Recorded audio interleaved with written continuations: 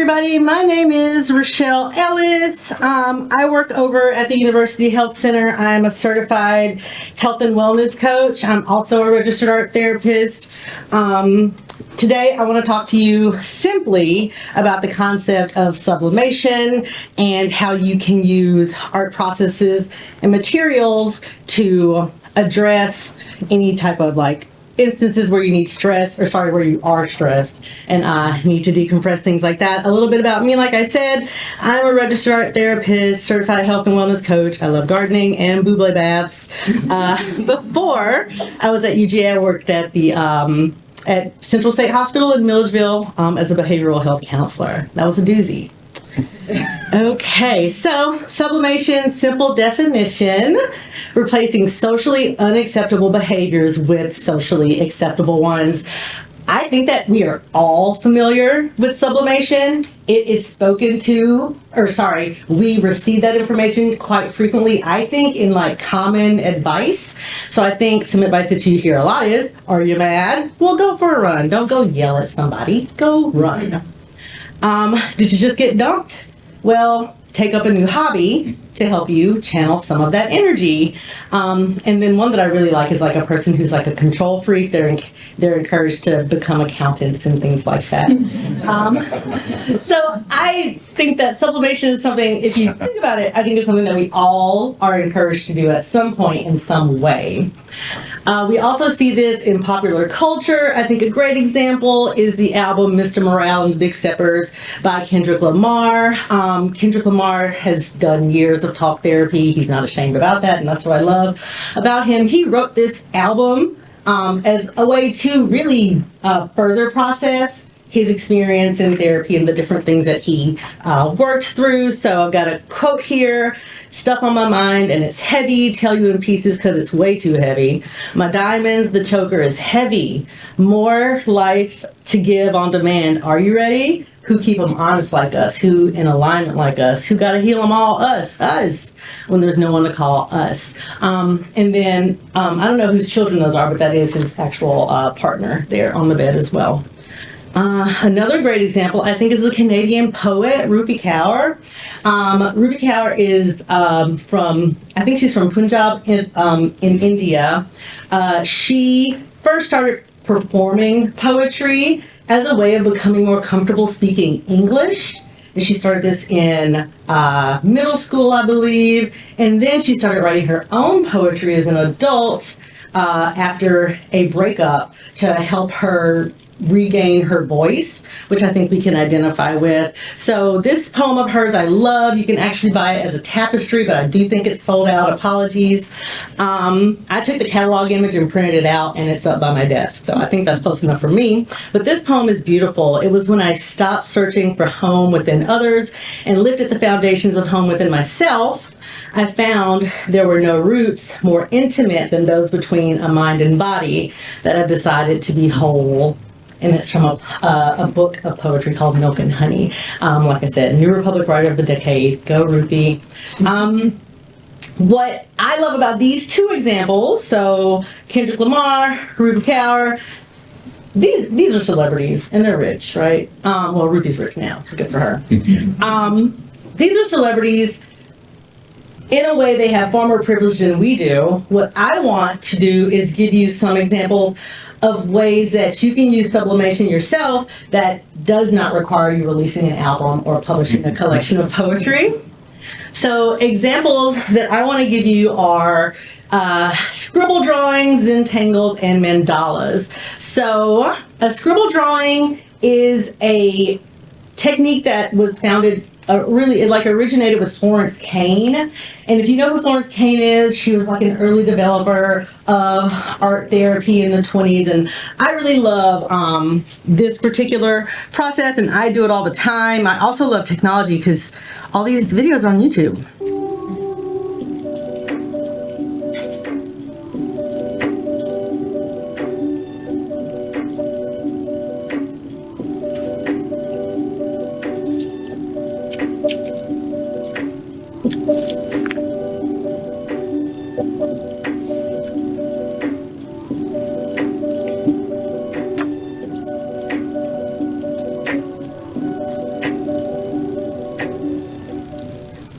Nice, right?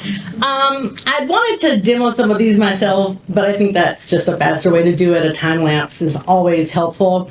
What I love about a scribble drawing, I look at it as I'm essentially making a coloring sheet for myself. The scribble is quite conducive to meetings, margins, things like that. You also can just do it on a larger sheet of paper, work on a scribble painting if you want. I think it can also be really interesting to approach this sort of stuff from a place of curiosity. What would it be like if you tried this with paint or watercolor or something like that? Next thing I would love to talk about, I think now there we go. Are Zentangles. So Zentangle is, I think it's a copyrighted term or trademarked rather.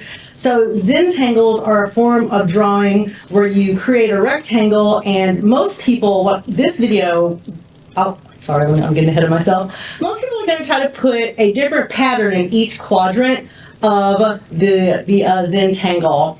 For me, the challenge is coming up with a new pattern, and I think that's why I liked this video so much, is because I find myself just using the same patterns over and over again, which is fine, but the part of me that just wants to learn more, do more, I really like this, so I think that's why I gravitated towards this, plus it's short. So let's watch this.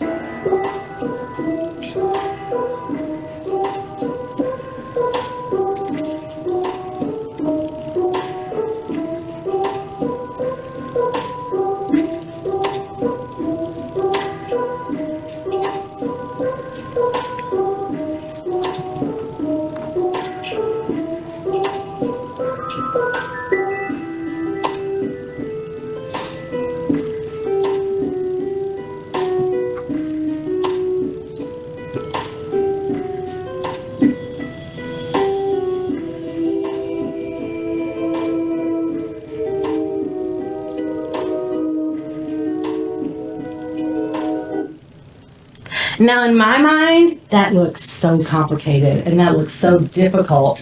What I hope you're able to put together from the video is that it's a process, it's steps. And so when it comes to art, creativity, things like that, in the same way that you can be taught to bake a cake, make a grilled cheese, you can be taught how to learn different patterns and the like. The last method I want to show you is a mandala. So to speak a little bit about mandalas, mandala is a Sanskrit word that just means circle.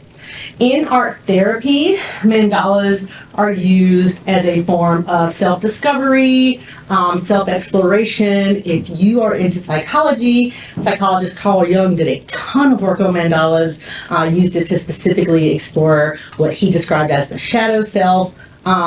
And so I love mandalas and I make them all the time. Mandalas, it can be a slow process. I personally believe that if you want to get that self-exploration, that sense of curiosity about yourself, which I think is really important to always have, if you want to explore that sense of curiosity about yourself, I think slower is better with mandalas. So this might be something that you peck away at over the course of a few days. I also think it's really interesting to make them with paint as opposed to pens. I have only used pens and markers personally to make mandalas. I've never made them using paint. And I think that gives me some stuff to think about, you know, as a person, like, why am I afraid of paint? So, yeah.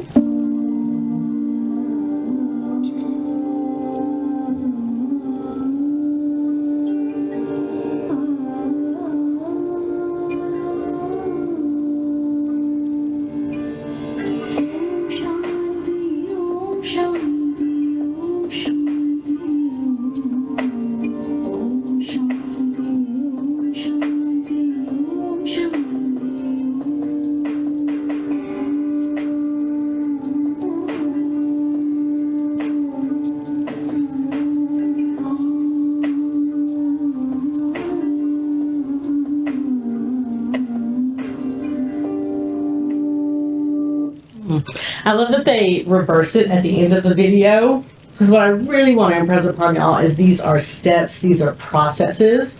If you are very attached to coming up with some beautiful finished product, I would really empower you to be open to failing, be open to throwing it away 10 times, and to recognize that this is all a process. Moving on, how can you make this happen? So like I said, I am an art therapist. I also have a Master of Fine Arts. So I've spent a lot of time figuring out how to do art correctly. And art therapy, I know, it freed me. It was so liberating. So if anyone's ever taken an art class, I know you've maybe had this experience of someone making something that they're very proud of, they have a huge connection to, but within this academic context, because they are not using whatever the process is or materials are for that particular section, you get an F. And that messes with your head. Well, maybe not an F, but you don't pass. And that messes with your head. And I think that when it comes to personal expression and creativity, that it's important to have things not hurt that much. It's not a very articulate way to put it, but I think that can be a harmful experience. So I just really quickly want to show y'all how I do this. This is my sketchbook. This was a gift that I got to myself. It's a Moleskine one from Amazon. But up here, or Moleskine rather. So, buy a blank sketchbook. That's what I did. You can also get adult coloring books. I know people have opinions and attitudes about adult coloring books. I love adult coloring books. I collect them. I use them all the time. Sometimes if I'm really, really happy with something that I colored, I'll Xerox it down and glue it in here. Another thing is to buy markers and pens. So where can you get this stuff? You can shop at Walmart, Target, Amazon, Five Below, Dick Blick. You can buy things at the UGA bookstore. So these are just the materials that I use just to show you. So like I said, I got this on Amazon, and this was just a gift to myself. Before this, I had used a sketchbook that I found in the University bookstore at Delta State University in Cleveland, Mississippi. But I ordered this for myself as a gift, and so the way that I use it is that I will, I'll color in the pages before I write anything. That allows me to feel, once I have something on the page, that allows me to feel just like the most amazing artist, right? Like, where's my cigarette and my beret? Ready for the Americano. And so I would encourage you to approach things similarly, and what I mean by that is to peck away at things, do things in bits. One thing that I really love about this is that it has a pocket in the back, and so I just have things back here that I'll eventually, put in here somewhere. Another technique that I use personally is I will, if I make something on the big piece of paper that I really like, I'll Xerox it down and, like I said, glue it into here. So remember, it's only for you to like and approve of. It's okay if you don't like it. No one's going to see it unless you want them to. It's okay to be private and not share it. And it's also okay to throw things away. I apologize. I meant to say that I got this set from Amazon, but as you can see, as markers dry out, I throw them away and just put more markers in here because it's really convenient for carrying. Does anybody have any questions? What time am I at? Sorry about that. You know, I was out of time. Any questions? I think you can take questions with each other. What sort of things do you use this for, like with patients and stuff like that? So at the University of Georgia, I do not work as an art therapist, so I don't do that here. As an art therapist, I have worked primarily with adults. I volunteer with Divas Who Win. It's WIN, who's a local organization, Women in Recovery. So I do work there. A lot of it relates to the self, a lot of mandalas, a lot of self-portraits.